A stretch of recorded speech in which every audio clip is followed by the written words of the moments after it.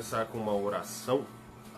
Nós vamos continuar a nossa série de estudos no livro de Salmos. Hoje nós vamos falar do Salmos capítulo 8. Salmos capítulo 8 eu dei o título da A Majestade de Deus. É um salmo muito bonito que fala a respeito da grandeza de Deus e como ele se importa com os seres humanos, como que ele se importa conosco. Isso é maravilhoso e eu acredito que esse estudo vai te edificar muito.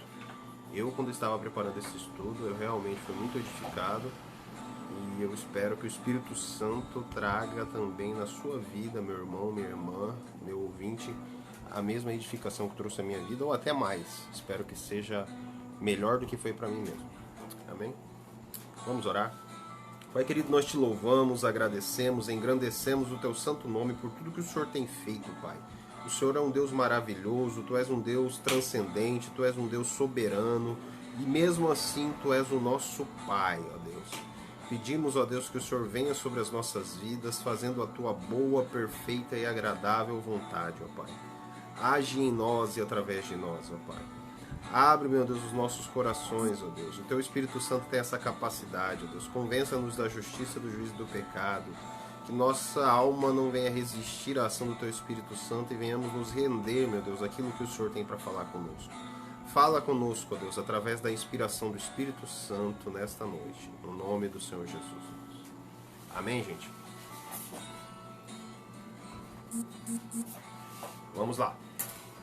Hoje nós vamos falar de Salmos capítulo 8. Eu quero começar fazendo a leitura, como é de costume, nas nossas escolas bíblicas. Eu vou usar a nova versão internacional, que é a Bíblia que eu costumo usar. Amém? Vamos lá, desde o versículo 1. Ó Senhor, nosso Senhor, teu nome majestoso enche a terra. Tua glória é mais alta que os céus. Tu ensinastes crianças e bebês a anunciarem a tua força, a te louvarem. Assim calaste seus inimigos e a todos que a ti se opõem. Quando olho para o céu e contemplo a obra de teus dedos, a lua e as estrelas que ali pusestes, pergunto: quem são os simples mortais para que pensem neles? Quem são os seres humanos para que se importes? No entanto, os fizeste um pouco menores que Deus, está escrito aqui nessa tradução, e os coroaste de glória e honra. Tu os encarregaste de tudo o que criastes e puseste sob a autoridade deles todas as coisas, os rebanhos, o gado e todos os animais selvagens, as aves do céu, os peixes do mar e tudo que percorre as correntes dos oceanos. Ó Senhor nosso Deus, teu nome enche toda a terra. Vou ler de novo o versículo 8. Versículo 9. Ó Senhor nosso Deus, teu nome majestoso enche a terra. Amém? Esse salmo, ele é particularmente assim muito rico, porque ele fala a respeito da grandeza do Senhor para com as nossas vidas. Ele fala a respeito de quem é Deus, quem é o Senhor. E no versículo 1, o salmista ele usa uma linguagem muito bonita, quando ele diz o Senhor, nosso Senhor. Ele está dizendo que o Senhor é o Senhor dele, e no contexto mais imediato está se referindo ao povo de Israel, porque o rei Davi era um israelita. E naquele contexto o povo escolhido era o povo de Israel. Se você estuda a história bíblica, você verifica isso, verifica que o povo escolhido foi o povo de Israel, a quem Deus escolher dar as suas leis, os seus estatutos, os seus mandamentos e manifestar a sua glória para toda a terra. Aí aqui ele diz, né? Ó Senhor, nosso Senhor, teu nome majestoso enche a terra. Nós sabemos que o nome de uma pessoa carrega em si a sua reputação. Quando uma pessoa fala no seu nome, o que as pessoas pensam a respeito? Quando as pessoas falam no meu nome, o que as pessoas pensam a respeito? Quando as pessoas falam em nosso nome, o que as pessoas pensam a respeito? Quando se diz Igor, se diz Ruth, se diz Isaac, se diz Samara e outros nomes, O que as pessoas pensam a respeito? Aqui o salmista diz que o nome do Senhor é majestoso. E o nome do Senhor, majestoso, majestoso significa que tem um caráter imponente, que impõe respeito, veneração, sublimidade. O nome do Senhor, quando você diz que um nome é majestoso, você está querendo dizer que é um nome que impõe respeito. Então nós podemos dizer aqui que o salmista está dizendo: o nome do Senhor impõe respeito em toda a terra. Quando nós dizemos Jeová, quando nós dizemos Yahvé, todos sabem o que isso significa. Estão falando do Deus Criador, está falando do Deus dos cristãos, está falando do Deus dos judeus, está falando de um Deus todo-poderoso, um Deus santo, de um Deus onipotente, de um Deus onisciente, de um Deus onipresente. E o mais interessante é que esse nome ele enche toda a terra. Então toda a terra sabe quem é o Senhor, apesar de que nem todos servem e obedecem à sua vontade, mas todo mundo sabe. Todo mundo tem um respeito pelo Senhor, pelo menos um respeito tem. Porque o nome do Senhor, ele é majestoso, é todo-poderoso. E a tua glória é mais alta que os céus. A glória é a somatória de todos os atributos do Senhor. A onipresença, a onipotência, a onisciência, a capacidade de Deus de amar, a capacidade de Deus de fazer justiça, a capacidade de Deus ser imparcial. É a glória do Senhor. A glória do Senhor resume todos os atributos do Senhor. Quando você diz glória de Deus, você está querendo dizer a respeito da essência de Deus. Você está querendo dizer a respeito do caráter do seu Deus, do Deus Criador. No versículo 2 diz assim: tu ensinaste crianças e bebês a anunciarem a tua força. Quando você olha aqui, estuda um pouquinho, fala, ensinou crianças a te louvarem. E quando você pesquisa um pouquinho mais, lá em Mateus capítulo 21, versículo 16, o próprio Cristo diz que da boca das crianças sai o perfeito louvor. Que Deus ensinou às crianças o perfeito louvor. Por que Deus ensinou às crianças o perfeito louvor? Porque a criança, ela louva com pureza. A criança, quando ela te elogia com pureza. Mas também quando ela não gosta de você, ela aponta o dedo e fala assim: eu não gosto de você. Quando ela fala isso, quer dizer que ela não gosta mesmo. Agora, se ela fala que gosta de você, quer dizer que ela realmente gosta de você. Então, essa pureza. Por isso que Deus ensinou às crianças o louvor, a anunciar a sua força. Para quê? Para que os seus inimigos não tivessem argumentos. É isso que a palavra de Deus diz. Assim calaste seus inimigos e todos aqueles que te opõem. Quando as crianças anunciam o louvor, a força do Senhor, os inimigos não têm argumentos contra. Quando olho para o céu, isso aqui é interessante. Você pode fazer esse exercício. Sai na sua casa de noite no céu estrelado, olhe para os céus. E aqui você vai conseguir entender um pouquinho do que o salmista está querendo dizer. Olha só. Quando olho para o céu e contemplo a obra dos teus dedos, a lua e as estrelas que ali pusestes, pergunto: quem são os simples mortais para que pense neles? Quem são os seres humanos para que com eles te importes? O que o salmista está querendo dizer? Deus, ele é um criador de coisas tão grandiosas, de coisas tão maravilhosas. O nosso planeta Terra é pequeno perto da grandeza da Via Láctea. A Via Láctea é uma das galáxias que existe em todo o universo. E Deus criou todo o universo. E nós somos como um pequeno grãozinho de areia comparado à grandeza do universo. E por que Deus escolheu se preocupar com seres humanos tão pequenos, seres humanos tão frágeis, seres humanos que a qualquer momento podem morrer, seres humanos que a qualquer momento podem adoecer, seres humanos que a qualquer momento podem passar por dificuldades, pode passar por privações, pode passar por muitas situações, pode ter problemas de saúde, problemas psicológicos, problemas emocionais. Por que Deus escolheu olhar para os seres humanos? Esta é a pergunta central do rei Davi neste salmo? Por que o Senhor escolheu isso? Olha só, quem são os simples mortais para que pensem neles? Quem são os seres humanos para que com eles se importes? No versículo 5 ele continua dizendo: no entanto, os fizeste apenas um pouco menores que Deus, e os coroastes de glória e de honra. Eu fui estudar um pouquinho esse versículo, e o interessante aqui é que algumas versões falam Deus, e outras versões falam anjos. E o mais coerente para o contexto é anjos. Eu vou explicar por quê. Porque nós não somos um pouco menores que Deus. Nós somos muito menores que Deus. Deus é muito maior do que nós. Se a gente olhar a imensidão do universo, olhar o nosso tamanho, a nossa pequenez, nós vamos entender que Deus é muito maior do que nós. E se a gente for estudar um pouco a Bíblia, a gente vai achar lá em Isaías capítulo 55 que os pensamentos do Senhor são muito maiores do que os nossos. Como os céus estão muito mais altos do que a terra, os pensamentos do Senhor são muito maiores do que os nossos. Então isso diz a respeito da grandeza de Deus em relação à nossa inferioridade, à nossa pequenez. Nós somos muito menores que Deus.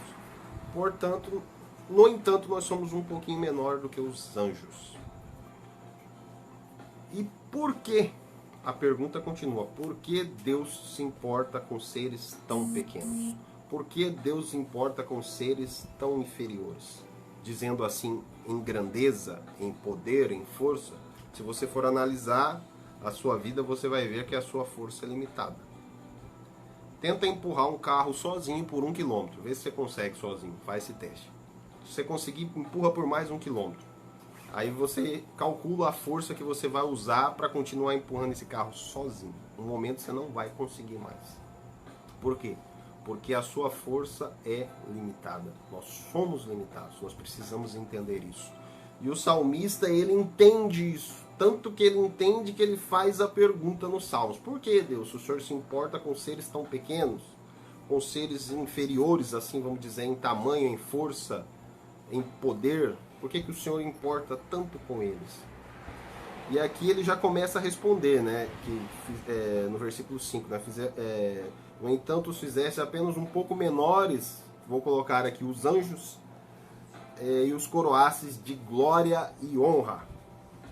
Ou seja, Deus compartilhou conosco glória e honra. O que isso quer dizer? Que você tem um valor no seu interior que Deus compartilhou com você. Deus compartilhou com você a imagem e a semelhança dele.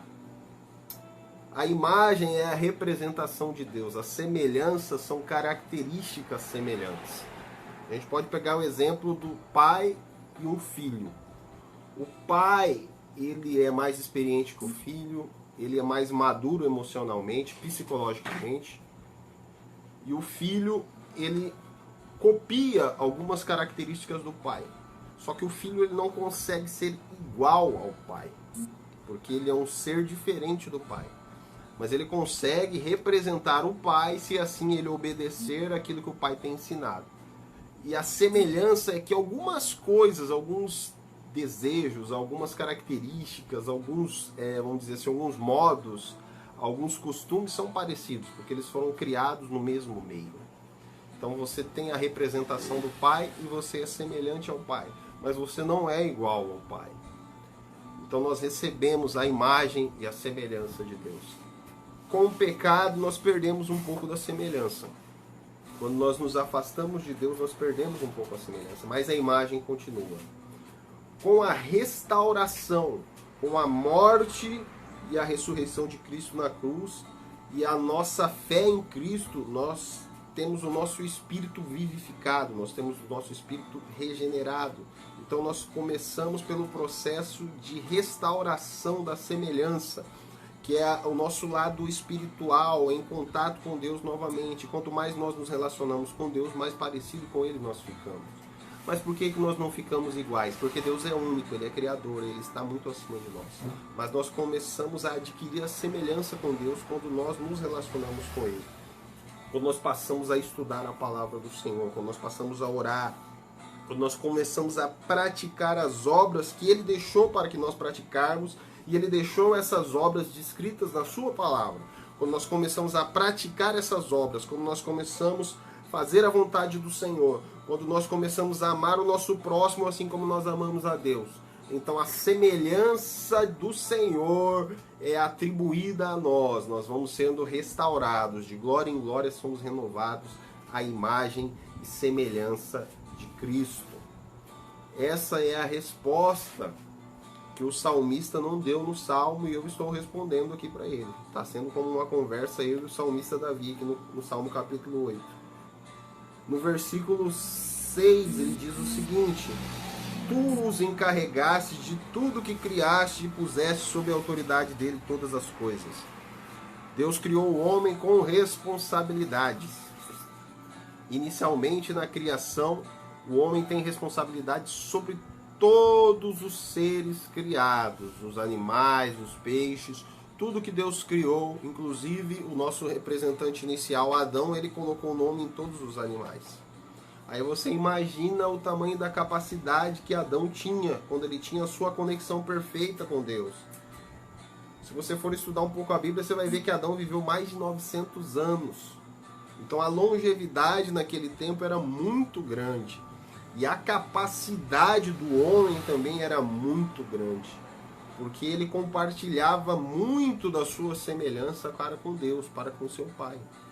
E todos os dias, na viração do dia, ele tinha um relacionamento com Deus. E Deus falava com ele, vamos dizer assim, Deus explicava para ele o que ele tinha que fazer na criação, como que ele tinha que fazer lá para realmente as coisas funcionarem.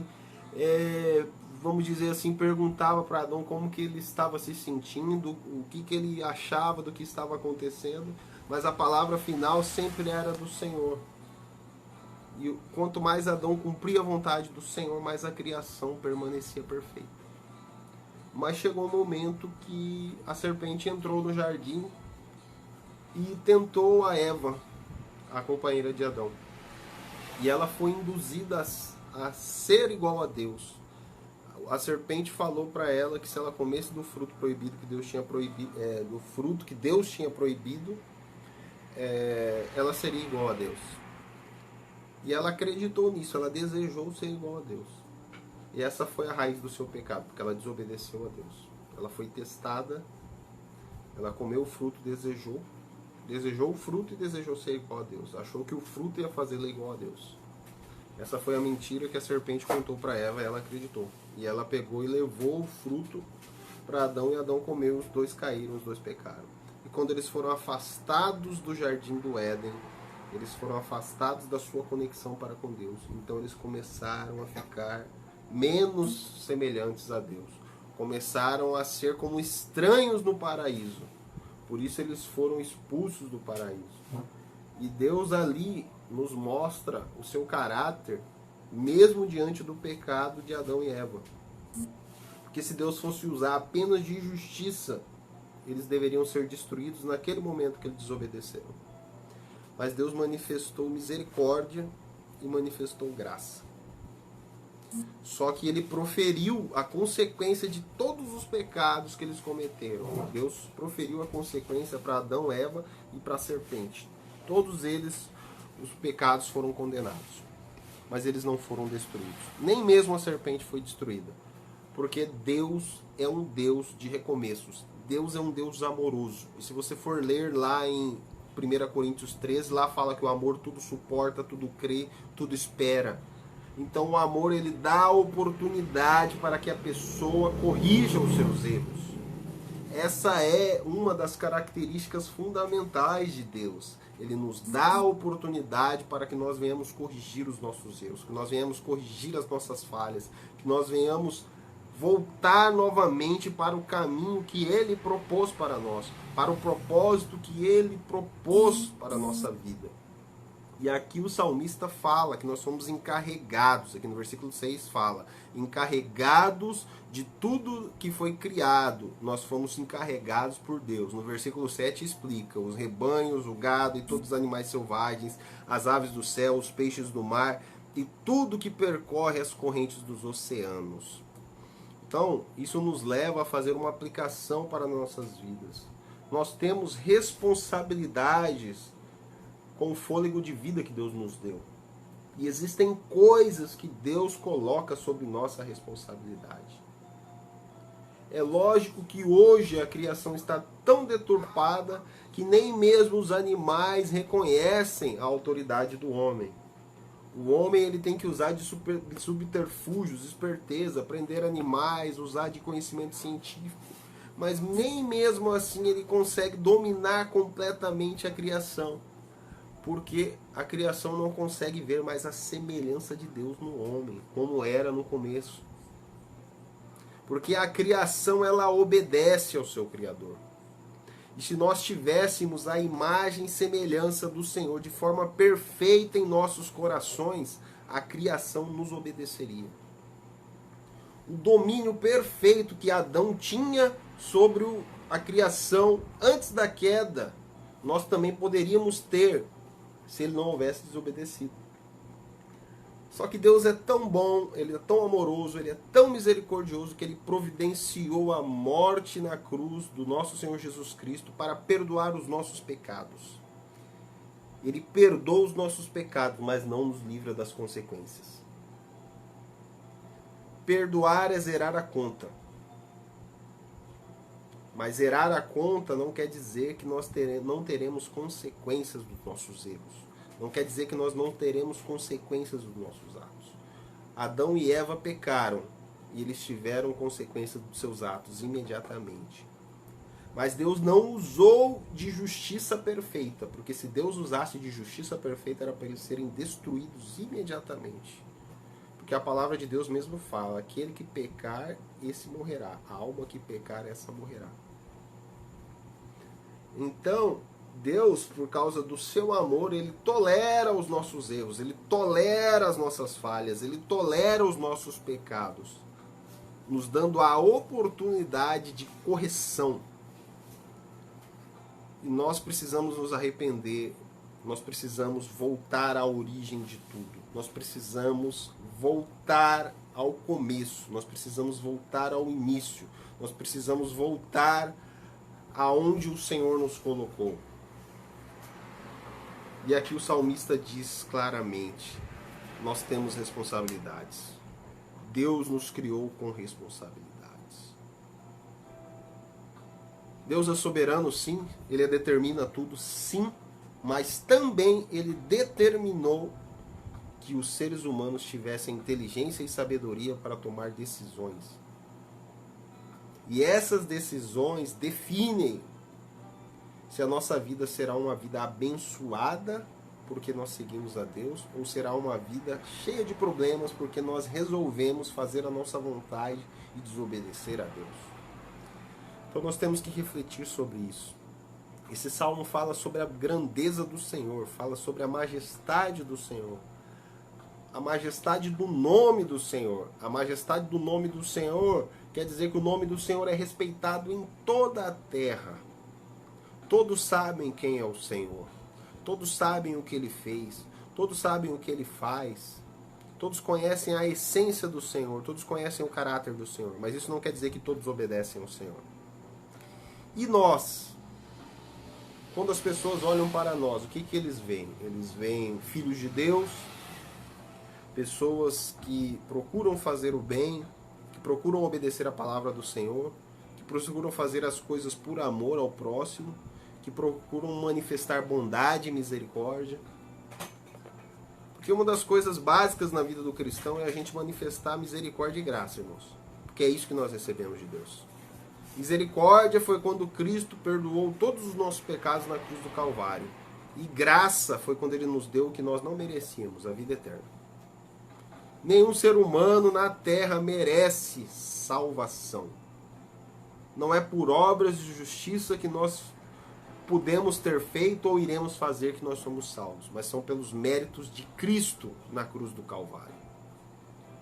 Então a salvação ela é de graça, mas ela custou cada gota do sangue de Jesus.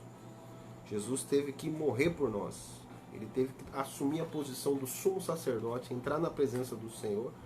E ele não foi lá imolar um cordeirinho, não. Ele foi se sacrificar no meu lugar e no seu lugar. Na velha aliança, tinha essa representação. O sumo sacerdote entrava uma vez no ano dentro do tabernáculo, atravessava o átrio, o santo lugar, e ia direto no santíssimo lugar, onde estava a presença do Senhor numa forma de nuvem, e levava um cordeirinho, imolava o cordeiro diante do Altíssimo, pelo pecado de toda a nação. E se Deus não se agradasse daquele sacrifício, ele podia morrer lá na presença do Senhor. Só para você ver o quanto era sério. Isso quer dizer o quê? Que o nosso Deus é santo. Que o nosso Deus, ele não tolera a iniquidade. Preste atenção, ele não tolera a iniquidade. Ele continua sendo misericordioso e ele continua sendo justo. Só que ele não suporta a iniquidade. O que é iniquidade, meus irmãos? A iniquidade é a prática contínua do pecado. Você é alertado por Deus e você continua. Você é alertado por Deus e você continua. Isso Deus não tolera. Isso a alma de Deus aborrece. Por isso que o salmista fala, se você for ler no livro de Salmo, Deus, ele odeia os que praticam a iniquidade. Aí tem pessoa que tem dificuldade de entender. Então quer dizer que Deus odeia. Ele odeia quem pratica iniquidade. Ele tolera os erros por causa do seu amor, mas ele não deixa de ser justo. Por isso um dia todos serão julgados diante do Senhor. Porque se o Senhor fosse só amor, não haveria julgamento. Mas Deus é justo também. Quem ama não pode abrir mão da justiça. Porque a criação do Senhor, ele tem uma ordem natural. E a criação do Senhor funciona de forma perfeita quando nós obedecemos a sua vontade. Deus, ele é majestoso porque ele criou todas as coisas e todas as coisas funcionam conforme a sua vontade. Todas as leis naturais que o homem descobriu foi Deus que criou. O homem só está descobrindo o que já existe desde a fundação do mundo. Deus criou todas as coisas na eternidade. E o que existe hoje faz parte de todo o projeto do Senhor. Então o que é descoberto é apenas algo que é revelado a nós que o nosso Senhor já sabe. As descobertas científicas que ainda não foram feitas, que serão feitas ainda, o Senhor já sabe também.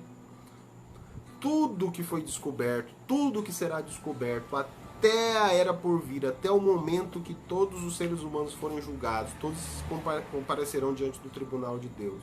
Deus já sabe. Deus sabe de todas as coisas. Por isso ele tem um nome majestoso. Por isso nós estamos declarando a majestade do Senhor nesse estudo. Ele é um Deus majestoso e a sua majestade enche toda a terra. Nada escapa do controle do nosso Senhor.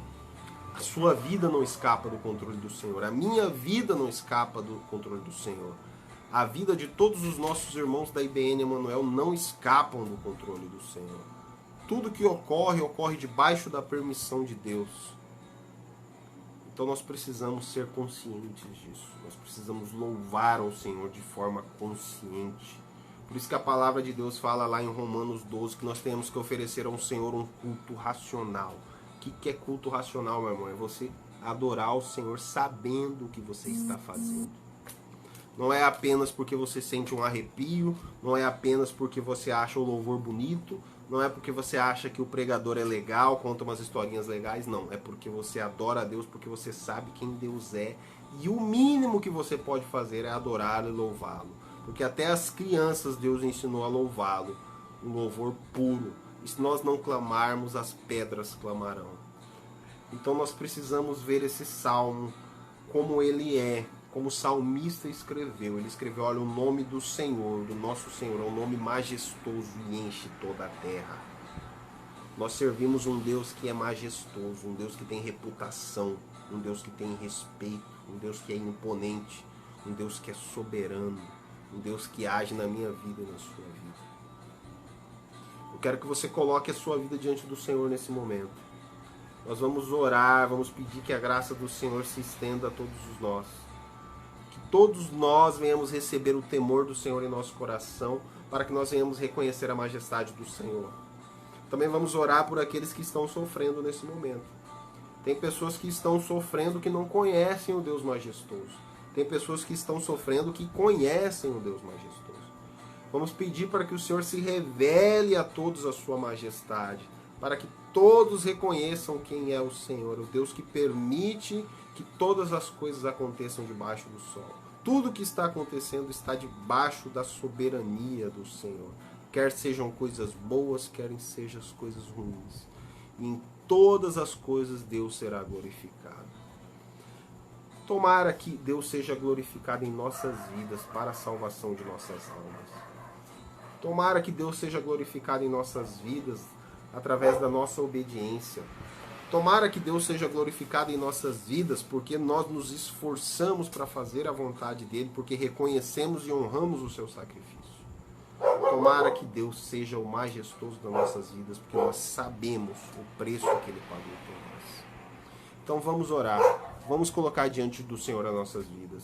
Vamos pedir para que ele se revele a nós, que o nome majestoso do Senhor, que é majestoso em toda a terra, se revele a você que está assistindo, se revele a você que vai assistir, se revele a todos nós.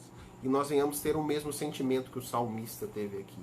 Eu conheço um Deus majestoso, eu conheço um Deus todo-poderoso, um Deus que criou todas as coisas, sabe de todas as coisas, sabe de toda a minha rotina e mesmo assim, sabendo das minhas fraquezas, sabendo das minhas dificuldades, ele se importa comigo. Amém? Vamos orar? Pai querido, nós te louvamos, ó Deus, pela oportunidade que o Senhor tem nos dado de estudar a sua palavra. A sua palavra é viva e eficaz, a sua palavra é mais cortante que uma espada de 2 gumes, ela penetra na dimensão da alma e do espírito e sabe discernir os nossos pensamentos. Ó Deus, tomara que os nossos pensamentos sejam bons, ó Deus, porque se eles não forem bons, ó Deus, nós pedimos que a tua palavra entre agora e tire todos aqueles pensamentos que não fazem parte da tua vontade, ó Deus. Que nós venhamos discernir o que é a vontade da carne do que é a vontade do Espírito, ó Deus. Porque a vontade do Espírito, ó Deus, é para a vida eterna, é para a paz, é para o amor, é para que nós venhamos desenvolver o amor ao próximo, que nós venhamos fazer o bem para as pessoas, para que nós venhamos ser bondosos, misericordiosos, que nós venhamos ser cordiais, que nós venhamos ser verdadeiros filhos de Deus, Pai. Ó Deus, que o Senhor alcance todos os nossos irmãos nesse momento, todos os que estão sofrendo, todos que foram acometidos do vírus, ó Deus, aqueles que não foram também, ó Deus, aqueles que estão passando dificuldades, ó Deus, aqueles que estão passando por privações, ó Deus. Existem pessoas que estão, ó Deus, tendo dificuldades, ó Deus, para alimentar a sua família, ó Deus. Tem misericórdia deles, ó Pai. Ajuda-nos como igreja, ó Deus, a estender os braços de amor do Senhor a todos. Para que nós possamos, ó Deus, realmente, ó Deus, ser sal da terra e luz do mundo, meu Pai. É assim que nós oramos, é assim que nós clamamos, ó Deus. Dá-nos uma noite de descanso, dá-nos um momento de paz na Tua presença, de amor, de regozijo, meu Deus. Que todos venham descansar, meu Deus. Venha ter um sono reparador, ó Deus. Venha ter um momento de deleite na Tua presença, ó Pai. Que nós venhamos aprender a descansar no Senhor, ó Deus, em meio às dificuldades, em meio às tribulações, ó Deus. Porque sabemos, ó Deus, que quando a nossa fé é provada, ó Deus, nós temos a chance, temos a oportunidade, ó Deus, de crescer um pouco mais, ó Deus. E nós queremos crescer na Tua presença, ó Deus. E nós queremos andar sobre as águas, ó Deus, junto com o Senhor, ó Deus. Nós queremos andar por cima das dificuldades, ó Deus. Nós precisamos, ó Deus, mais e mais estar perto do Senhor, ó Deus. Nós precisamos mais de Ti e menos de nós, ó Deus. Porque se nós aprendermos a andar sobre as águas, é sinal que nós estamos andando com o Senhor, ó Deus. É sinal que nós entendemos, ó Deus, que o Senhor está acima de todas as situações, ó Deus. É sinal que nós entendemos que nós estamos assentados com Cristo em lugares celestiais. Se Cristo reina, nós reinamos com Ele, porque nós cremos nele e seguimos a Ele. E nós sabemos que se nós estamos seguindo os Teus caminhos, nós sabemos que nós caminharemos de vitória em vitória, de triunfo em triunfo, até recebermos a coroa da vida, Pai. Ó Deus, que essa palavra, ó Deus, venha cair em boa terra, Pai. E que venha dar fruto, e que esse fruto permaneça para a glória do Senhor. No nome do Senhor Jesus, que eu te agradeço e engrandeço o Teu nome majestoso, Pai. Amém. Amém. Amém. Glória a Deus. Que Deus abençoe a todos os irmãos, a todos os ouvintes. Que todos venham ser abençoados nessa noite. E que você venha reconhecer o quanto Deus é majestoso para a sua vida. Amém. Deus nos abençoe.